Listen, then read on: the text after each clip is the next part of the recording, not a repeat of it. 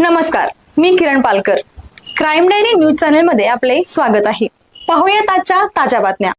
इचलकरंजी शहरात घडलेल्या मोठी दुकानफोडी प्रकरणाचा अखेर पोलिसांनी यशस्वी छडा लावला आहे. इचलकरंजी पोलिसांचे गुन्हे शोध पथकाने अवघ्या काही दिवसातच तपास पूर्ण करीत 3 आरोपींना अटक केली असून लाखोंचा मुद्देमाल जप्त करण्यात आला आहे. मिळालेल्या माहितीनुसार इचलकरंजीतील जुन्या नगरपालिकेसमोर ट्रेडिंग स्टूलिंग दुकानात 10 जूनच्या रात्री अज्ञात चोरट्यांनी दुकानाचे कुलूप उचकळून दुकानफोडी केली होती. या चोरीमध्ये सीएनसी आणि व्हीएमसी मशिनीसाठी वापरण्यात येणारे महागडे स्टूल्स, कर्बाइंड इन्स्टंट आणि इतर साहित्य असा एकूण 12,45,000 रुपयांचा माल चोरीस नेला होता. या घटनेनंतर इचलकरंजी पोलिसांनी तात्काळ घटनास्थळी सीसीटीव्ही फुटेज तपासले. तसेच गुप्त माहितीदारांच्या मदतीने आरोपींचा शोध सुरू करण्यात आला.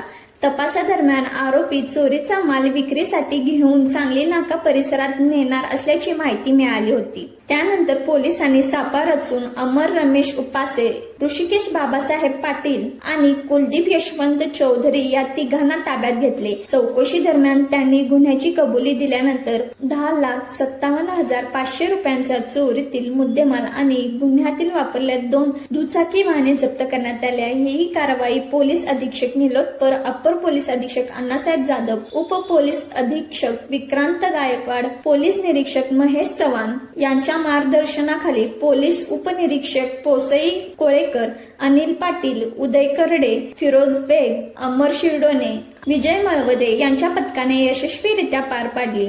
या संपूर्ण कारवाईमुळे इचलकरंजी पोलिसांच्या कामगिरीचे कौतुक होत असून पुढील तपास सुरू आहे. असेच आणखी अपडेट पाहण्यासाठी चॅनलला लाईक करा, शेअर करा.